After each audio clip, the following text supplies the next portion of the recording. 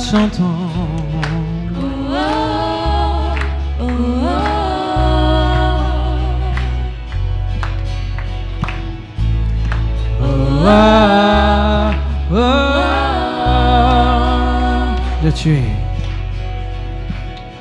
Dieu, tu es ma force et mon chant.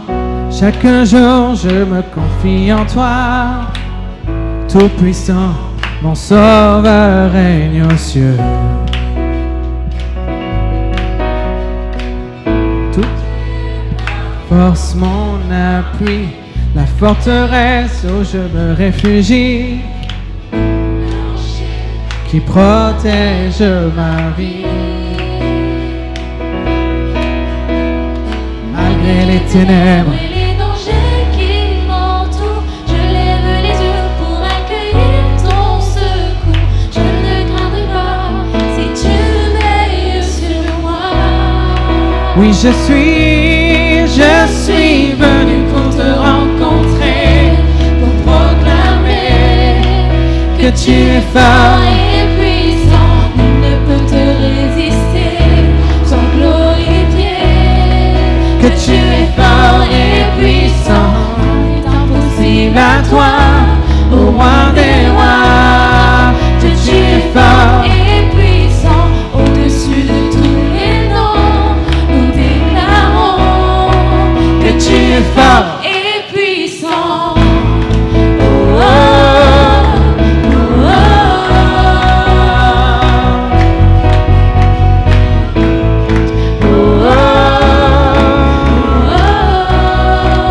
Rien ne peut me séparer de toi. Rien Ne peut me séparer de ton amour manifesté en Jésus-Christ, mon sauveur règne aux cieux. Rien ne peut me séparer de ton amour manifesté en Jésus-Christ, mon sauveur règne aux cieux. Non, rien ne peut me séparer de ton amour manifesté en Jésus-Christ, ton sauveur règne aux cieux. Encore. Rien ne peut me séparer de ton amour manifesté en Jésus-Christ, mon sauveur règne aux cieux. Je suis venu pour te rencontrer, pour proclamer Que tu es fort et puissant, nul ne peut te résister. Sois glorifié, que tu es fort et puissant, rien n'est impossible à toi, au roi des rois. Dieu, tu es fort. Et puissant, au-dessus de tous les noms, Nous déclarons que tu es fort et puissant. Oh, oh, oh, oh. Tu es fort et puissant. Oh, oh, oh. Dans ma vie, tu es fort. Oh, oh, oh, oh. Tu es fort, tu es fort. Oh, oh, oh, oh. Dieu, tu es fort et puissant.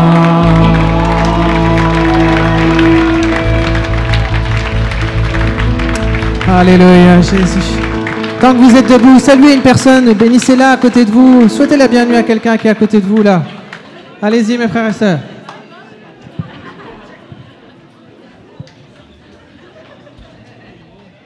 Je pense que si tu fais un appel devant, on sera très très peu. oui, je me suis dit que j'allais laisser. Fais quand même un appel parce que c'est un chant. Ah, je prends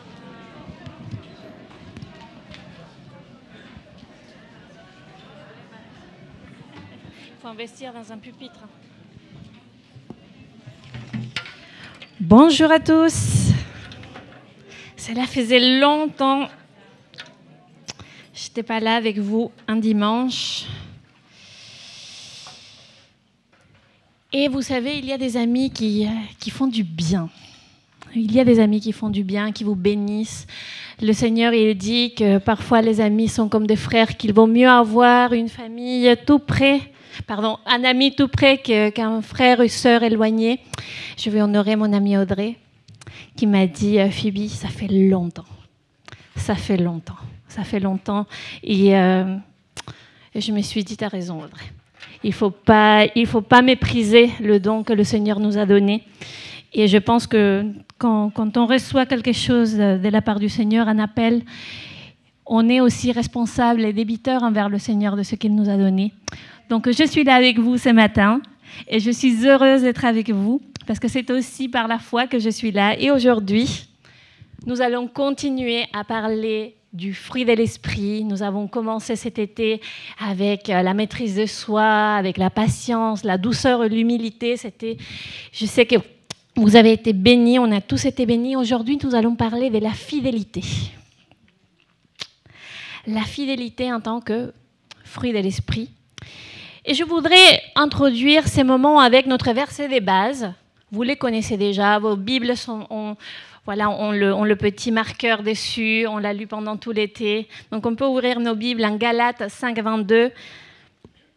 Et voici un mélange entre Louis Segond Segond 21 et Segond 1910, qui dit « Mais le fruit de l'esprit, c'est l'amour, la joie, la paix, la patience, la bonté, la bienveillance, la fidélité ou la foi, la douceur et la maîtrise de soi. » Là, j'ai mélangé les deux versions parce que en Segond 21, on va utiliser la foi et en Segond 1910, on va utiliser la fidélité. Et dans la plupart des versions françaises, on utilise la traduction de la fidélité. Je me mets juste un petit temps de... Parce que vous savez, les Sud-Américains, on a tendance à beaucoup parler. Je ne sais pas si vous avez remarqué que je parle beaucoup. Donc, je vais essayer de... Voilà. On va faire un petit peu de grec. Je sais qu'il y en a qui n'aiment pas ça. Ici, le mot pour la fidélité et la foi est un seul mot. C'est le mot pistis. C'est le mot pistis, donc foi et fidélité. C'est exactement le même mot. Et c'est très important de comprendre qu'il s'agit d'un seul et même mot. Dans le Nouveau Testament, foi et fidélité ne sont jamais dissociés. Jamais. Foi et fidélité, dans la Bible, dans les Grecs, c'est la même chose. Donc, dans la nouvelle version de Segond 21, on a évolué vers la traduction et foi, mais littéralement, le mot pistis est traduit par foi à toute épreuve. Donc, ce n'est pas juste le fait de croire, mais de l'endurance de notre conviction face aux épreuves et aux tentations. Ce n'est pas juste croire, mais face aux épreuves, comment nous agissons. C'est là que nous parlons de fidélité. Et nous allons aborder trois aspects de la fidélité aujourd'hui. Le premier, c'est la différence entre la foi, entre les dons de foi et le fruit de la fidélité. Donc, est-ce que c'est un don ou un fruit? Puisqu'on parle des dons de foi. Ensuite, la fidélité dans une alliance, en tant qu'alliance. Et enfin, la fidélité qui n'est autre que la foi en action. On y va? Ah, il y a le Seigneur qui appelle.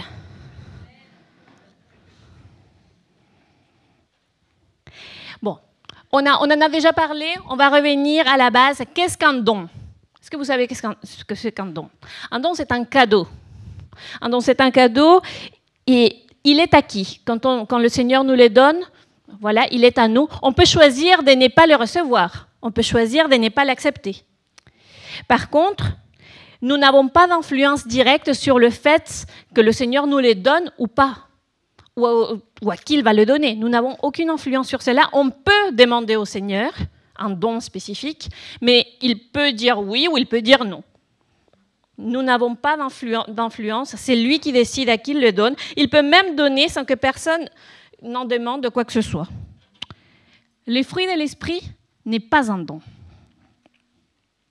Le fruit de l'esprit résulte d'un processus collaboratif. Le Seigneur nous donne la sémence et c'est à nous de la cultiver et de la faire grandir. Il nous donne l'esprit et c'est à nous de cultiver notre relation pour qu'elle puisse porter des fruits. On va regarder la foi en tant que don. Alors, quelle est la différence entre la foi en tant que don et la foi en tant que fruit de l'esprit? La foi en tant que don, c'est tout simplement la révélation de Jésus-Christ. C'est ça le don de foi. En Éphésiens 2:8, on peut lire « Car c'est par la grâce que vous êtes sauvés, par le moyen de la foi, et cela ne vient pas de vous, c'est le don de Dieu. » C'est par grâce que nous sommes sauvés, c'est là par le moyen de la foi, et cela ne vient pas de vous, c'est le don de Dieu. Ça, la foi vient de Dieu. Croire, imaginez cela. Croire que Jésus-Christ est le Fils de Dieu, qu'il est venu sur terre en tant qu'homme, né d'une femme vierge, qu'il a vécu, qu'il a prêché, qu'il a fait des disciples, et qu'ensuite qu'il est mort à la croix. Tout ça pour mourir à la croix. Et en plus, un sacrifice pour l'humanité, pour les péchés de l'humanité, croire en plus que la mort ne l'a pas retenu, mais qu'il est ressuscité au 3e jour, qu'il nous prépare une demeure, qu'il est assis à la droite du Père et qu'il vient bientôt nous chercher. Amen. C'est impossible de le croire si ce n'est pas Dieu qui nous le révèle. Impossible. L'apôtre Paul l'a dit aux Corinthiens. C'est une folie pour ceux qui ne croient pas, mais pour nous, c'est une puissance. C'est une puissance. Jésus lui-même confirmait cette vérité spirituelle en Jean 6, 65. « Je vous ai dit que personne ne peut venir à moi, à moins que cela ne lui soit donné du Père, par mon Père. Personne ne peut venir à Christ si cela n'est pas donné par le Père. On ne peut pas croire à cette folie si Dieu lui-même ne nous révèle pas cette vérité. Et j'ai fait une parenthèse, parce que si aujourd'hui tu n'es pas convaincu par cette vérité que nous venons de lire, sache qu'elle est accessible si tu la demandes au Père. Tu ne peux pas croire de tes forces, tu peux chercher, tu peux lire, tu peux demander, mais cette foi, elle est donnée uniquement par le Père et tu peux le lui demander aujourd'hui. D'ailleurs, je prie, Seigneur Jésus, que tu puisses accorder ce matin le don de la foi en Jésus-Christ à toute personne présente ici qui ne l'a pas encore reçu. Amen. Et reçois ce don, que le Seigneur agisse dans ta vie et que le salut fasse l'entrée dans ta maison. Amen. On va passer maintenant à la fidélité en tant que fruit.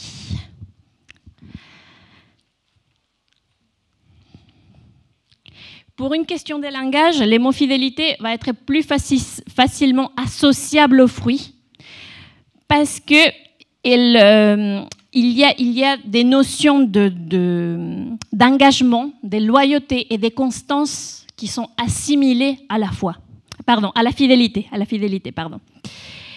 On va dire qu'on a la foi, qu'on la reçoit, qu'on l'a, et on va dire qu'on est fidèle. Verbe être. Voilà. Avoir la foi, être fidèle. Donc c'est dans ce sens où on parle d'un fruit, être fidèle. On va lire un verset en Luc 17, 5. Il dit, donc, les apôtres dirent au Seigneur, augmente notre foi. Et la suivante, on peut aussi traduire, donc ces mêmes mots, je n'échange pas la Bible, je n'échange pas le mot grec, augmente notre fidélité. On change juste la traduction, le mot est le même. On n'échange pas la parole de Dieu, on change la traduction. Le mot, il reste le même. Seigneur, augmente notre fidélité. Pourquoi j'ai choisi ce verset? Est-ce que vous savez à peu près quand est-ce que les apôtres ont demandé cela à Jésus? Ils venaient de prêcher sur le pardon. Ils venaient de prêcher sur le pardon, Jésus. Il venait de dire qu'il fallait pardonner 70 fois 7 une personne qui vous avait offensé. Imaginez, je me mets moi la première, parce qu'il faut d'abord se prêcher à soi-même. Comment c'est difficile de pardonner une fois une offense à la même personne? Combien c'est difficile? Imaginez pardonner à la même personne 490 fois pour la même offense. C'est dur. C'est très difficile. Je parlais pas des méchantes, des juste maman méchante. C'est pas ça. C'est vraiment des offenses, de quelque chose qui nous touche au plus profondément de notre âme. Et là, les apôtres, ils voulaient suivre Jésus. Ils avaient foi en lui. Ils croyaient en lui comme le Christ. Mais là, c'était dur. Et qu'est-ce qu'ils ont demandé au Seigneur? Augmente notre foi, augmente notre fidélité. Donne-nous la capacité de faire ce que tu nous demandes de faire. Aïe, hein?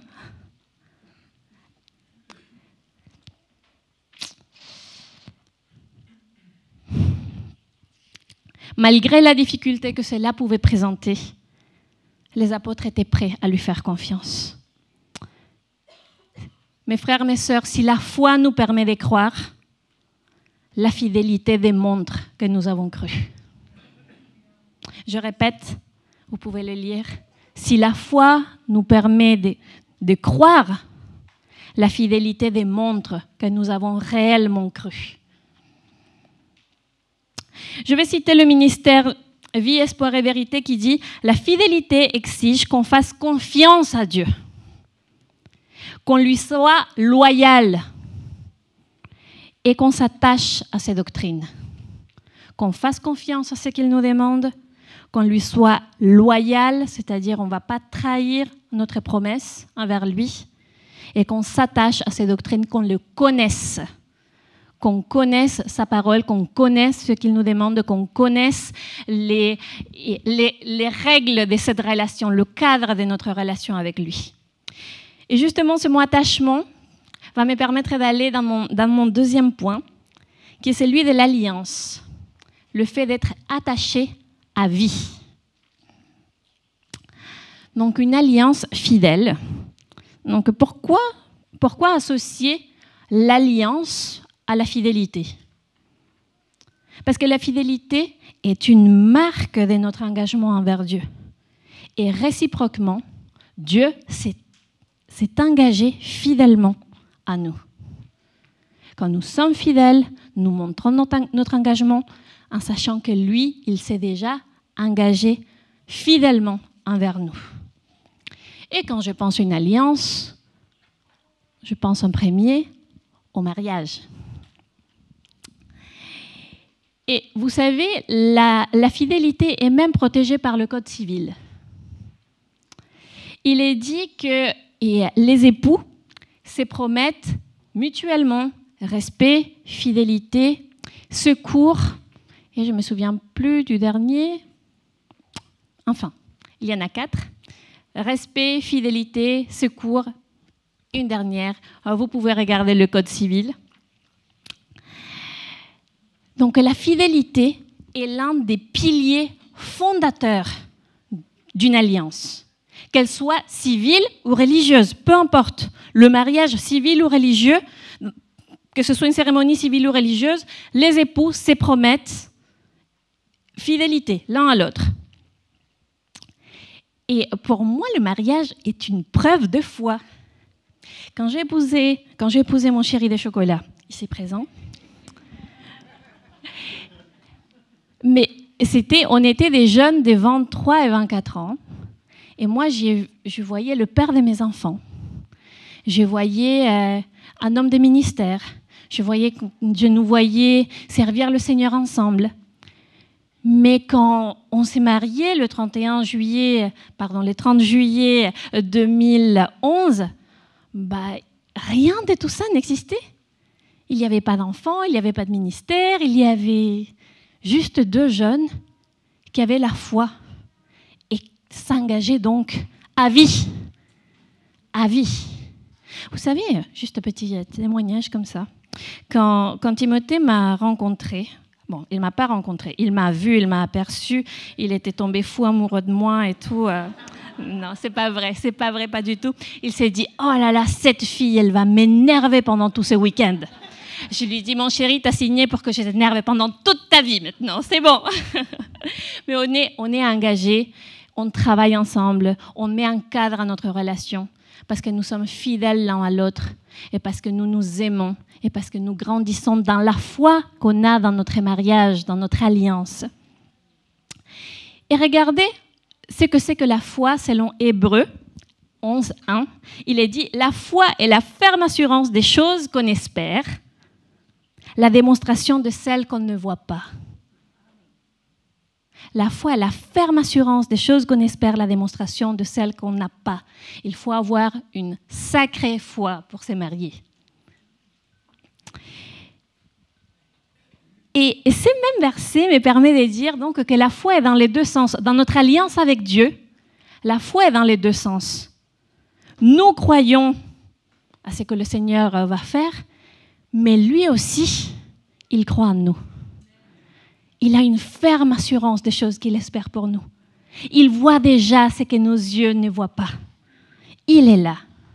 Lui, il reste fidèle. Dieu reste fidèle. Il ne peut pas se trahir. D'ailleurs, il est dit dans Nombre 23:19. Dieu n'est pas un homme pour mentir, ni humain pour se repentir. A-t-il jamais parlé sans qu'il tienne parole? Et n'accomplit pas-il pas ce qu'il a déclaré? Tout ce qu'il déclare, il l'accomplit. Amen.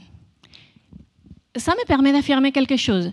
Dieu, il dit qu'il ne peut pas se trahir à lui-même, parce que quand il promet, voilà, comme il est fidèle, il ne peut pas se trahir lui-même, il doit accomplir ses promesses. Donc s'il n'accomplit pas, il se trahit lui-même. Ce n'est pas juste qu'il nous trahit, non. Il se trahit lui-même.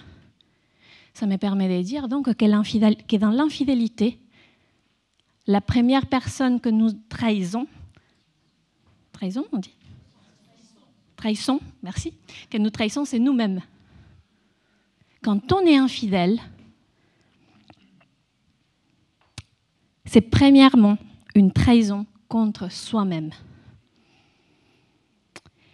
Les érudits de la parole séparent le fruit de l'esprit en 3 catégories. Amour, joie et paix sont les fruits de notre relation avec Dieu, de notre intimité avec lui. On est heureux de lui appartenir, ça nous donne quelque chose d'indescriptible qui envahit notre cœur. La bonté, la bienveillance et la patience sont des fruits en relation avec notre prochain, avec les autres. Comment nous nous comportons envers les autres. Bonté, bienveillance, patience. Donc le fruit de notre cheminement et notre attachement de l'esprit qui se voit envers les autres. Et la 3e catégorie, fidélité, humilité et maîtrise de soi. J'aime bien humilité au lieu de douceur. C'est frappant quand même. Fidélité, humilité et maîtrise de soi, à votre avis. Envers Dieu, envers les autres, et qu'est-ce qui reste? Envers nous. Envers nous. C'est d'abord envers nous. On ne démontre pas la fidélité ou l'humilité ou la maîtrise de soi pour que les autres voient. C'est pour nous. C'est notre corps, notre caractère, notre maturité, notre foi. C'est moi qui suis juge de ma relation avec Christ et comment je porte ce fruit-là. La fidélité, l'humilité, la maîtrise de soi. La fidélité nous montre en tout premier à nous-mêmes la vérité au sujet de notre confession de foi. C'est nous qui sommes interrogés en premier concernant ce en quoi nous croyons. Et la fidélité, comme l'humilité, la maîtrise de soi, est premièrement entre moi et moi. Suis-je fidèle? Et cette réalité est valable pour tous les aspects de notre vie. Tout. C'est pas juste ma foi envers le Seigneur, c'est pas ça, c'est pas juste envers le Seigneur. Est-ce que, donc si je suis infidèle à mon conjoint, c'est ma promesse que je romps. Peut-être les gens ne sauront jamais, mon conjoint, mon époux, mon épouse ne saura jamais que j'étais infidèle. Mais c'est ma promesse que je romps. Moi. Si je ne tiens pas mes promesses, si j'ai fraude aux impôts, à la CAF, aux offrandes, c'est ma parole qui n'a pas de valeur. C'est mon honneur personnel vis-à-vis de moi qui est remis en question. Si mon comportement est contraire à la parole, c'est ma foi en Jésus-Christ qui est hypocrite. J'avais dit que j'allais mettre un petit peu de talc sur quelques mots, mais il y en a d'autres que j'ai laissés. Donc voilà.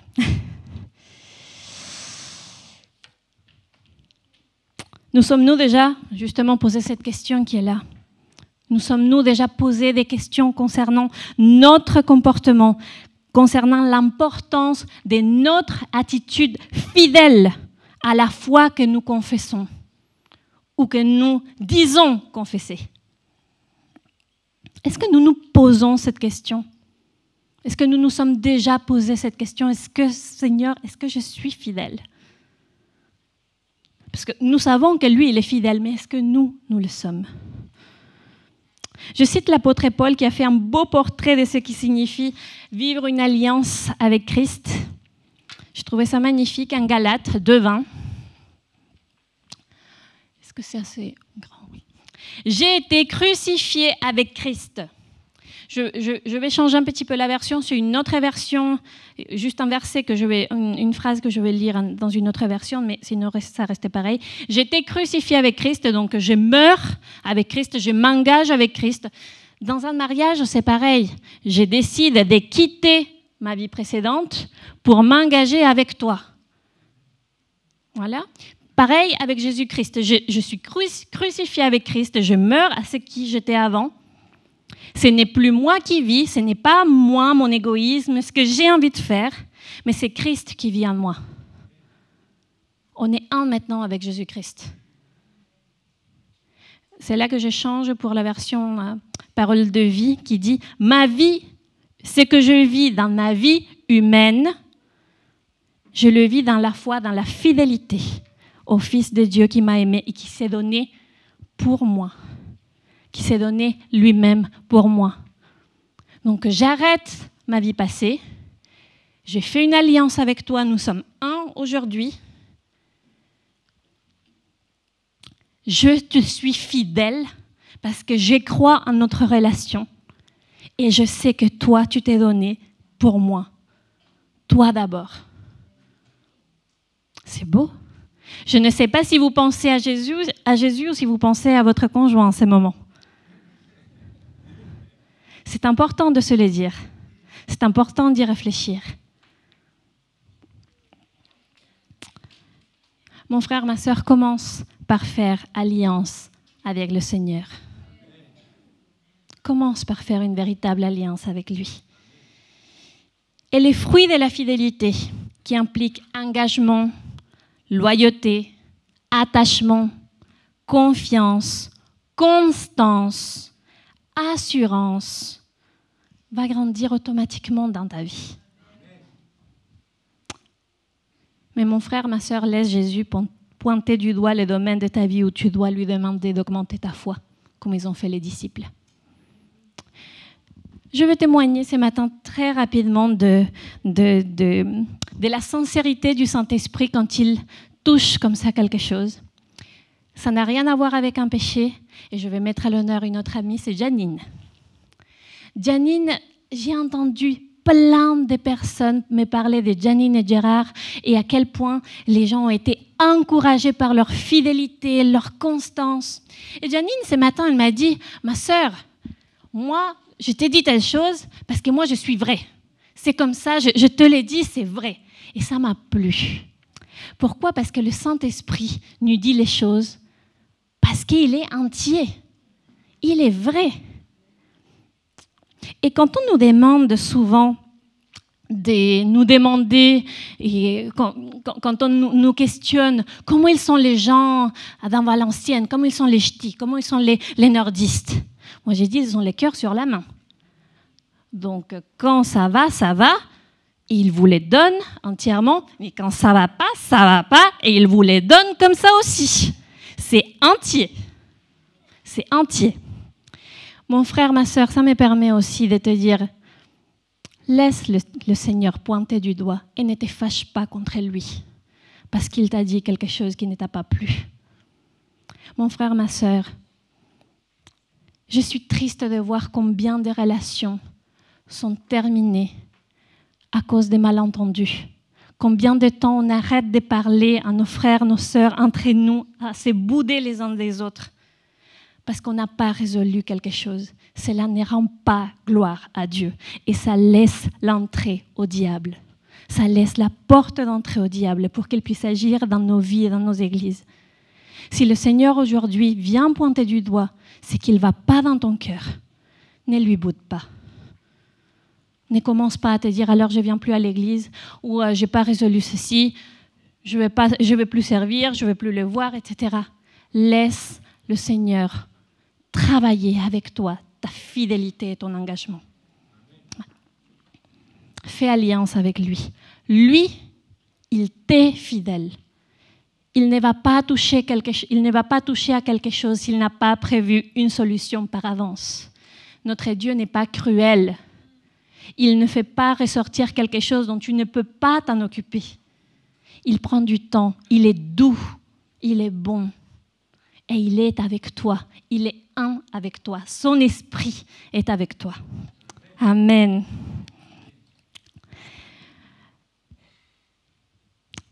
Ça nous permet de dire que la fidélité, finalement, c'est la foi en action.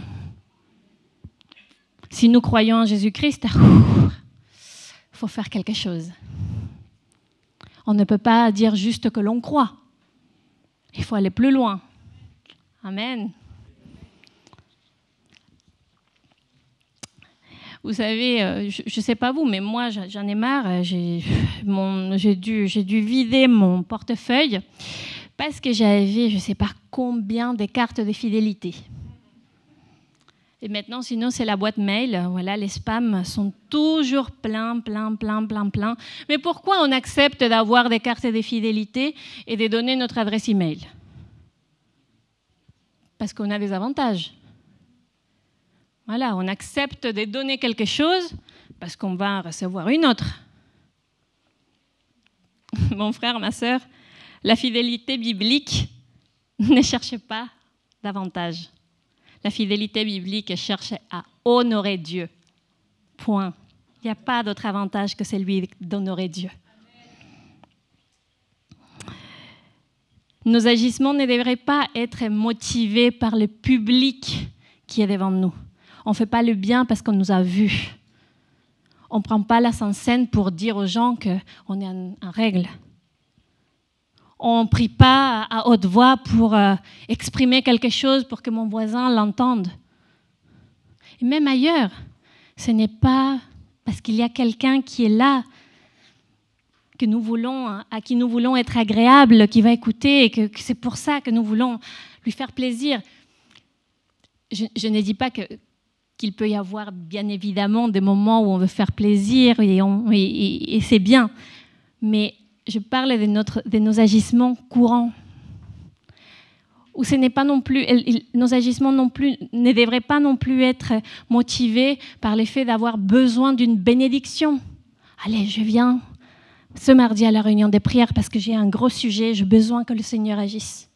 Allez, ce mois-ci, je donne une grosse offrande, 2 €. Allez, c'est bon. Parce que, voilà, j'ai fait une promesse de foi et le Seigneur, il faut qu'il agisse. Nos agissements doivent être motivés par les désirs profonds d'honorer Dieu. C'est ça qui compte. Notre fidélité ne peut pas être mesurée par les autres. Les autres ne peuvent pas savoir. C'est entre moi et moi. Entre moi et moi. De toute manière, On ne peut pas prétendre aux fruits de l'esprit si nous sommes des croyants par intérêt. Mais cela n'a aucun sens. Comment peut-on vouloir le fruit de l'esprit si nous ne marchons pas selon l'esprit? C'est impossible. Les attitudes mentionnées dans le fruit de l'esprit nous permettent de donner gloire à Dieu, jamais à nous-mêmes. Elles ne sont pas pour glorifier notre ego. C'est à Dieu seul la gloire.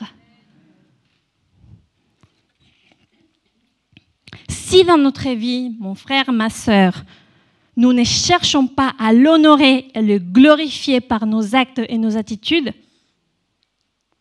le fait d'avoir reçu les dons de foi ne nous amènera pas très loin. On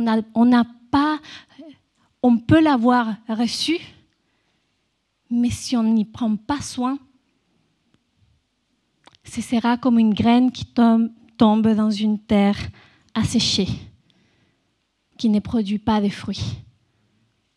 On peut recevoir le don de foi.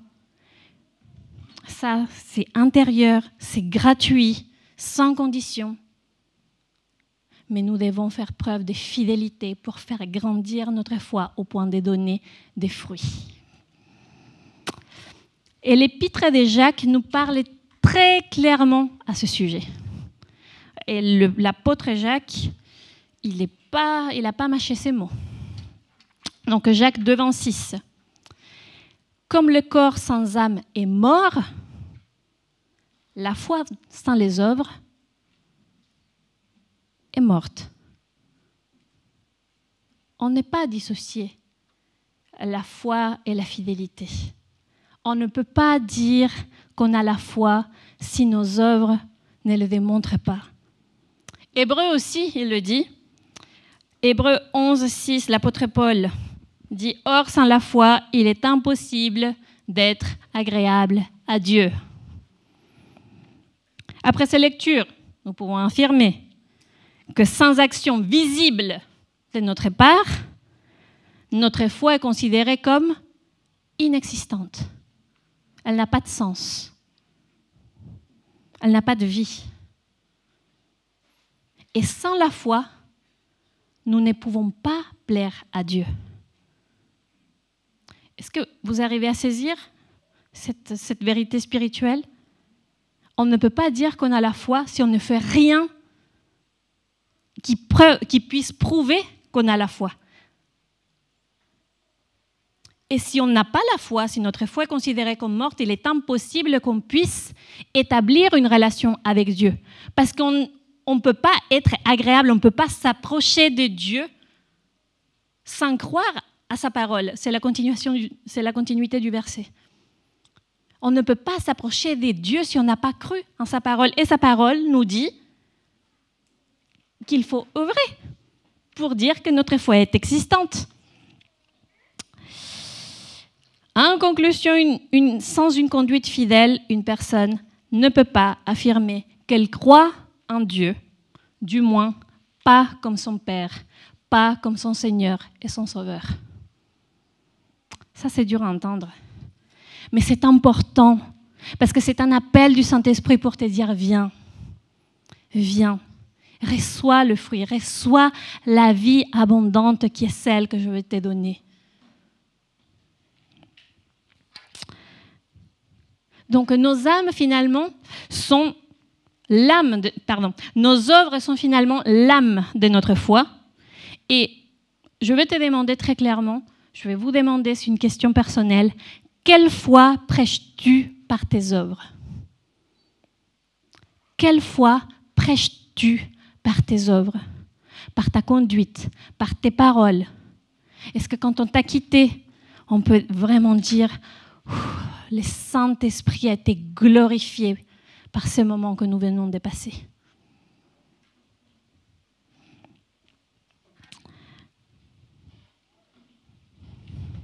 Quand nous lisons justement Hébreu 11, c'est un magnifique passage qui parle du chemin de foi. En espagnol même, on le nomme les héros de la foi. Nous allons y découvrir plein d'hommes et femmes dont la foi était bien vivante. Ce n'était pas des foi sans œuvre, c'était une foi bien vivante. Ces hommes et femmes étaient des personnes de tout genre.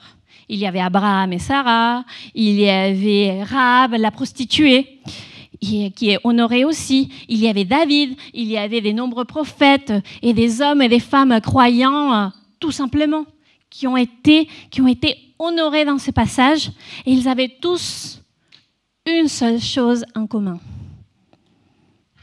leurs œuvres de foi.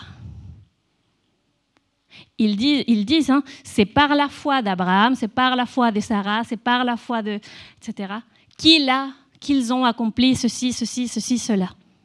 C'est leurs œuvres de foi qui permettent qu'ils soient mis en valeur. Quand on parle de foi, on parle des œuvres de foi.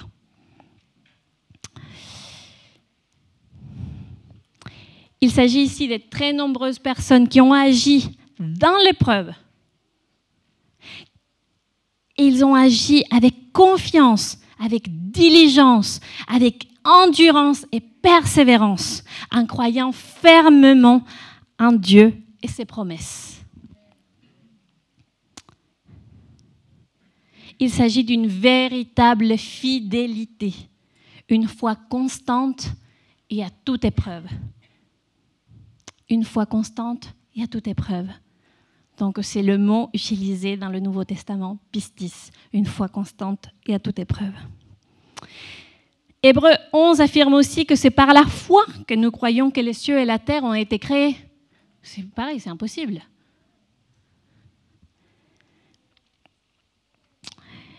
Mais c'est par la fidélité qu'on démontre que nous avons cru. C'est un peu ce qui explique Hébreux 11. C'est par la foi qu'ils ont cru dans le ciel et la terre, c'est par la foi qu'on croit que Jésus-Christ est Fils de Dieu, mais c'est la fidélité qui démontre que nous avons cru, véritablement, que nous avons saisi ces cadeaux, que nous l'avons gardé en nous. Faire confiance à Dieu et agir en conformité avec sa parole font grandir notre foi. Lui faire confiance, là, dans les circonstances où parfois peuvent être compliquées, difficiles, où il faut renoncer à quelque chose, à une attitude, quand il faut pardonner, quand il faut aller de l'avant, quand il faut accepter, se repentir. Cela nous permet de voir que le Seigneur, lui, il reste fidèle à ses promesses. Et donc, ça fait augmenter notre foi en lui. Parce que comme lui, il reste fidèle et que quand on s'approche de lui avec fidélité, il entend nos prières et il est favorable à celui qui l'approche, forcément, on va se dire, mais c'est vrai. C'est vraiment vrai ce que je crois. C'est vraiment vrai.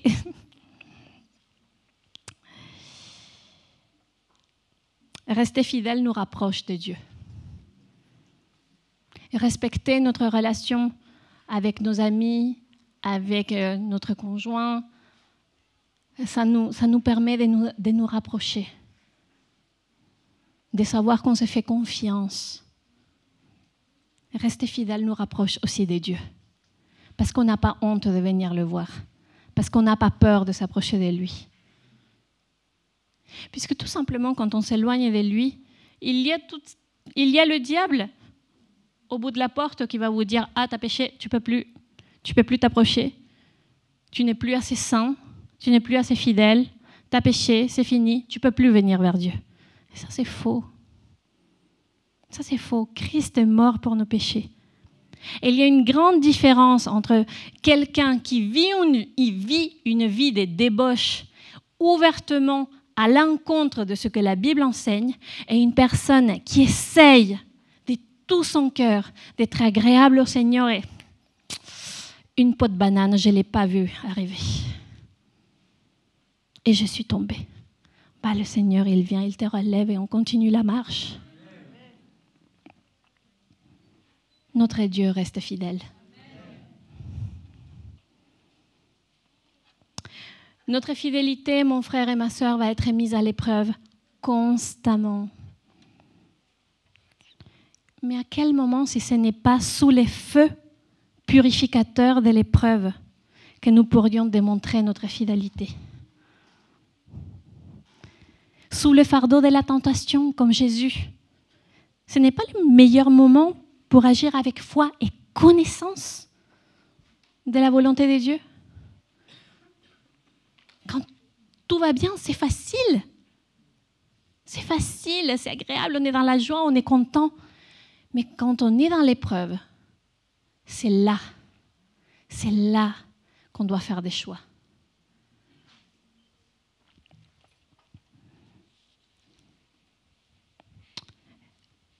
Il y a eu quelque chose qui s'était passé c'est tout simple, mais ça m'a fait penser à ça. Et il y a quelques années, on a fait faire quelques travaux chez nous et on a pu bénéficier des aides de l'État pour les isolations, etc. Et il y a eu une grosse erreur de la part de l'entreprise qui nous a fait la façade. Nous avions demandé une façade en crépi blanche. Et quand nous sommes arrivés, nous nous sommes retrouvés face à une façade en tôle grise. Et on a discuté avec cette entreprise. Et ils nous ont proposé soit de faire des travaux supplémentaires gracieusement, de nous faire un cadeau gracieusement, ou de nous rembourser 1 000 €. Et on s'est dit, écoutez, on accepte bien les 1 000 €, ces travaux-là que vous nous proposez ne sont pas très intéressants. Mais ils nous ont dit, par contre, il faut que je vous fasse une fausse facture. Ah, vous savez, non, vous ne les savez pas pour la plupart, que chez nous, on vit avec un seul salaire, celui de Timothée, que nous avons 3 enfants scolarisés dans une école privée, que je travaille bénévolement à 100% auprès de mon mari et que je dois aller chez le médecin au moins tous les 15 jours parce que j'ai une maladie grave. Quand on n'a pas et qu'on vous propose 1 000 € cash, vous vous posez la question. Ce n'est pas quand vous n'avez pas besoin que vous allez trouver de l'argent dans la rue. Le diable va savoir vous tenter là où se trouve votre faiblesse. Et c'est important que chacun d'entre nous puisse identifier avec humilité sa faiblesse pour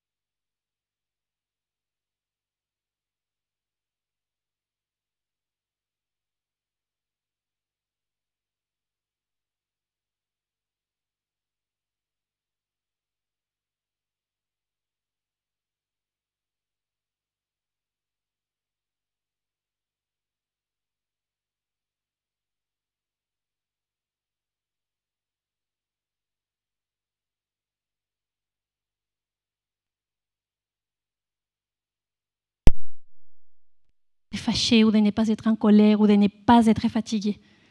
Le Seigneur ne te demande pas ça. Jésus a été triste. Jésus a été en colère. Jésus a été fatigué. Ça ne l'a pas empêché d'aller vers son but. Le Seigneur, ce qu'il te demande par ces versets, c'est de continuer de semer. Même en pleurant, continue de semer. Même au milieu des larmes, continue de marcher. Ne t'arrête pas. L'épreuve n'est pas une excuse pour s'arrêter. Combien de fois on a entendu « Je suis éprouvé, j'arrête tout. Je me pose des questions concernant le Seigneur, j'arrête tout. » Mais tu t'arrêtes, tu ne viens plus à l'église, tu t'éloignes. Je vous demande, quand c'est la guerre froide chez vous, est-ce que vous arrangez les choses quand vous vous boudez tous les deux, vous tournez les dos tous les deux et que rien ne se passe?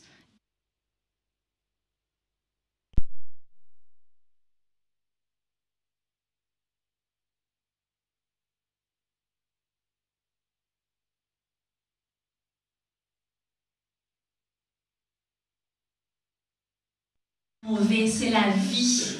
Il y aura une fin. C'est tant que tu vis aujourd'hui. Il y aura une fin. Même si aujourd'hui on ne la voit pas, il y aura une fin.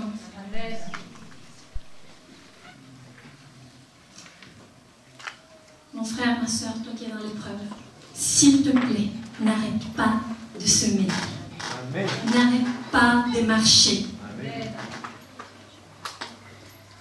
Reste fidèle. Reste fidèle et agis avec fidélité pendant l'épreuve. Crois que le temps de la moisson sera meilleur. Ne laisse pas ta foi mourir. Ne laisse pas ton amour envers Dieu mourir. Juste avant de commencer à écouter mon cher époux jouer, c'est le côté que j'ai pris le plus plaisir à écrire, mais que c'est le plus difficile à dire. Et si tout va bien dans ta vie, que tout va bien, que tu ne manques pas d'argent, que tu es bien en couple, que tu es bien en famille, que ta santé va bien, que ton travail, que tu peux venir à l'église sans problème, rien ne te manque, et que tu n'as aucune excuse pour semer, je t'invite à lire Proverbe 6, versets 6 à 11. Il parle de deux personnages. Le premier s'appelle la fourmi. La deuxième, vous savez comment il s'appelle? Non, ce n'est pas la cigale. Ça s'appelle le paresseux. Ça s'appelle le paresseux. Quand Timothée était en train de faire la relecture et quand il y avait donc le temps de la censure, je n'ai pas écrit le mot. Dès qu'il s'est endormi, j'ai mis les noms des deux personnages. Si tout va bien dans ta vie et que tu n'es pas en train de s'aimer, mon frère, ne te fais pas appeler paresseux par Dieu. Il est dit à la fin de ces passages, « Voilà que la pauvreté te surprend comme un rôdeur et la misère. » Il n'y a pas plus la pauvreté sur terre que la pauvreté de votre esprit.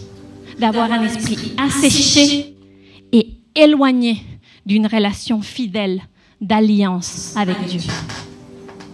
Les cieux et la terre passeront, mais sa parole ne passera pas. Alléluia. Le pasteur Mike Mazzalongo, il a écrit « La vraie foi s'exprime par le baptême. La vraie repentance s'exprime par la marche dans l'esprit. »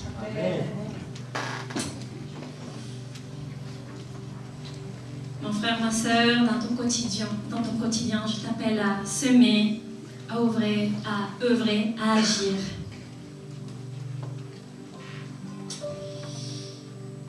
Que ta foi soit visible. Que ton terreau puisse être ta famille, ton couple, ton mari, ta femme. Qu'est-ce que tu peux faire pour raviver ta relation? Pour faire renaître la foi en votre alliance. Agis, sème dans ton cercle d'amis, dans ton travail. Tu ne peux pas peut-être parler ouvertement des choses de Dieu, mais que ton attitude soit un reflet de ta foi. Hier, j'étais à Paris et avec ma fille, on s'est assis à côté d'une dame. Et quand je suis partie, on avait échangé 2-3 mois avec cette dame. Quand je suis partie, j'utilise pour exemple, je l'ai regardée et je lui ai dit que le Seigneur continue de te bénir abondamment. Elle m'a regardée, elle m'a dit, à toi aussi, j'allais te le dire. Et Julia me dit, mais maman, comment tu savais qu'elle était chrétienne? Parce que ça déborde. Un vrai chrétien, ça déborde. On n'a pas besoin de parler de Jésus partout où on va, d'accuser les gens, de les amener à la repentance. C'est Dieu qui donne le don de foi. Notre place en tant que chrétien, c'est celui de l'honorer par nos actes.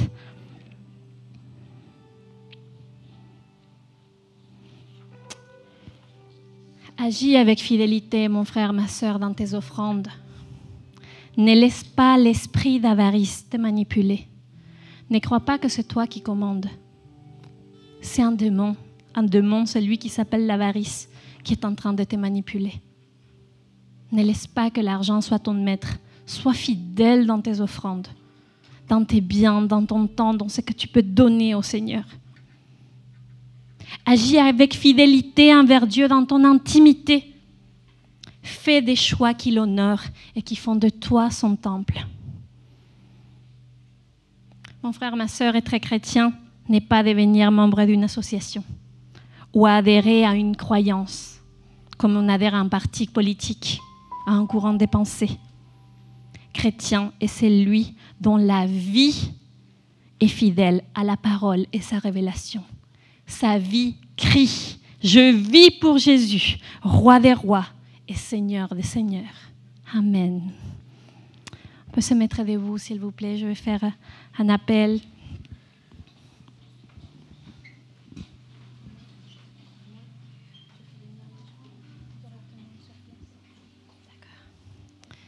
Chacun peut s'interroger.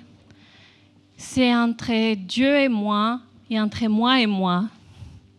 Il n'y a personne d'autre. La foi, la fidélité ne concerne pas ton prochain, te concerne toi.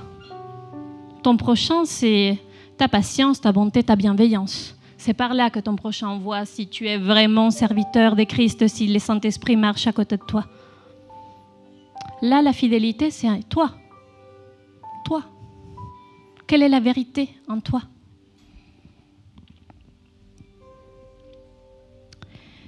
Je te laisse cet appel que l'apôtre Paul a laissé à Timothée. En 1 Timothée 6,12, il est dit « Combat le bon combat de la foi. Saisis la vie éternelle. C'est à elle que tu as été appelé et c'est pour elle que tu as fait une belle profession de foi. » Je reprends les mots en grec et je refais d'autres traductions pour nous, spécialement pour Valenciennes. Efforce-toi d'avoir un extrême zèle quand il s'agit de te battre honorablement pour rester fidèle. Le combat de la foi, ce n'est pas aller prêcher dans les nations, c'est rester fidèle. C'est nous-mêmes. C'est ça le combat de la foi. De rester fidèle, le bon combat de la foi est entre moi et moi. Et beaucoup de zèle quand il s'agit de te battre toi pour rester fidèle. Une autre traduction, n'hésite pas à aller surmonter les nobles épreuves de la foi. Le bon combat, il y a ces mots bon, noblesse, pure. Reste fidèle à Jésus-Christ, ça vaut la peine. Saisis la vie éternelle. Saisis le salut. Saisis le salut. Saisis la main de Christ. Je laisse une dernière parole pour quelqu'un. Ne te laisse pas vaincre par le péché. Et peut-être tu es en ce moment en train de te battre contre ton péché. Par ce message, le Seigneur te révèle que ce n'est pas contre ton péché que tu dois te battre. Tu dois te battre pour rester fidèle. Change la vision des choses. Ne te bats pas contre ton péché. Bats-toi pour lui rester fidèle. Apprends à l'aimer. Apprends à quel point ça vaut la peine d'être proche de lui. Apprends à quel point c'est bon de suivre ses conseils, de suivre ses commandements comme ses disciples devant le pardon. Seigneur, augmente ma foi, augmente ma fidélité. Alléluia. On baisse la tête, Seigneur, dans le nom de Jésus. Nous nous remettons devant toi en croyant que toi, tu restes toujours fidèle. Tu es toujours fidèle. Tu nous as tout donné. Tu nous as donné le don de croire en toi. Tu nous donnes la force de t'obéir. Tu nous donnes la capacité de comprendre ta parole. Tu nous ouvres les yeux spirituels et tu nous permets, Seigneur, de grandir en toi. Seigneur, nous voulons avoir une relation plus intime avec toi. Seigneur, nous te demandons pardon aujourd'hui pour nos infidélités. Que ceux qui souhaitent lever la main pour demander pardon, Seigneur, pour ces infidélités, qu'ils puissent le faire. On laisse la tête, les yeux fermés, la tête baissée. Que ceux qui veulent dire au Seigneur, pardon, Seigneur, pour mes infidélités, ça reste entre toi et Dieu. Qu'ils puissent lever la main. Dire, voici Seigneur, je te demande pardon, je suis infidèle, j'étais infidèle. J'étais infidèle, Seigneur, je te demande pardon, Seigneur. Aide-moi à te rester fidèle. Aide-moi, Seigneur, à t'aimer, à tel point de n'avoir plus Dieu pour quelque chose d'autre, pour quelqu'un d'autre, pour un autre Dieu qui ne soit pas toi, Seigneur.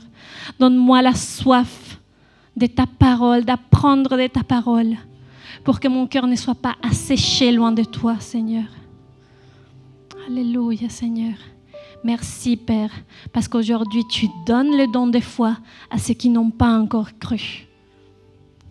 Et parce que tu fais fructifier la fidélité dans le cœur de ceux qui s'engagent auprès de toi. Que ton nom soit glorifié aujourd'hui et pour l'éternité. Amen.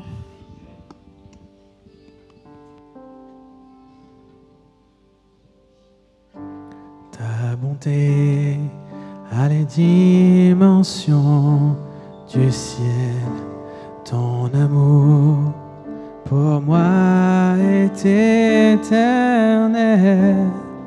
Ta fidélité s'étend à l'infini et ta seule grâce a racheté ma vie.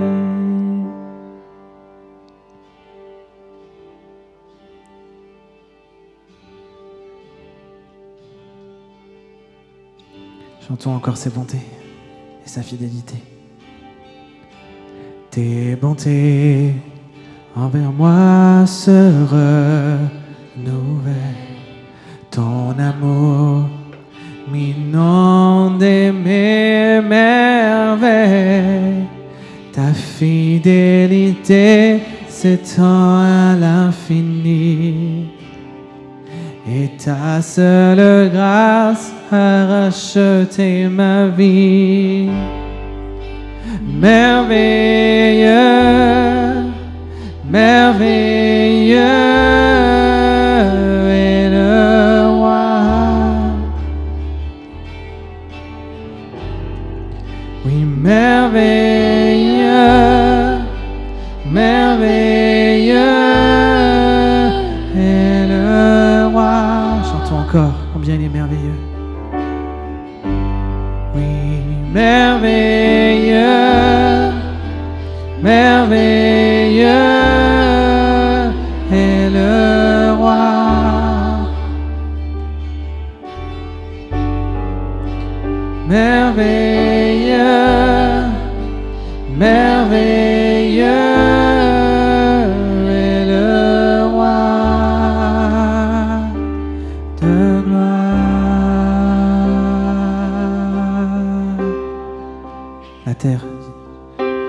La terre et les cieux entonnent ce chant de... L'Église chante, entonne ce chant.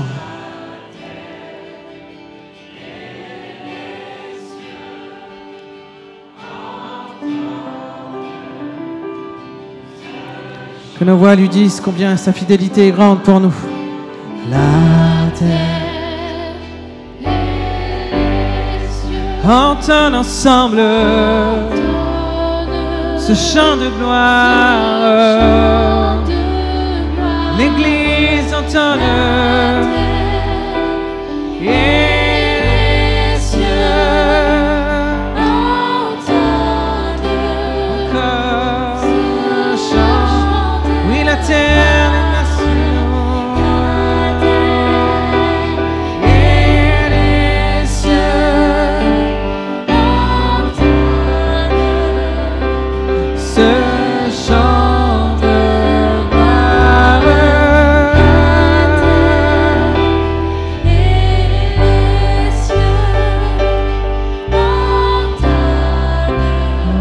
Chantons merveilleux,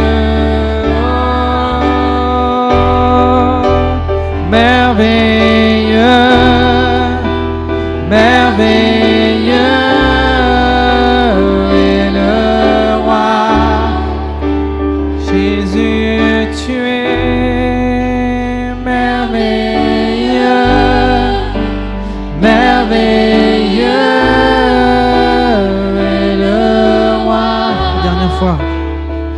Chantons merveilleux,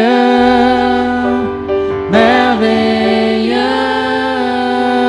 est le roi de rois.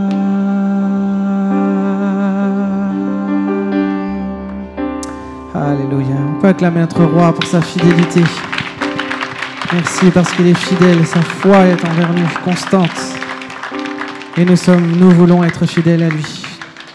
Amen. Prenez place quelques instants.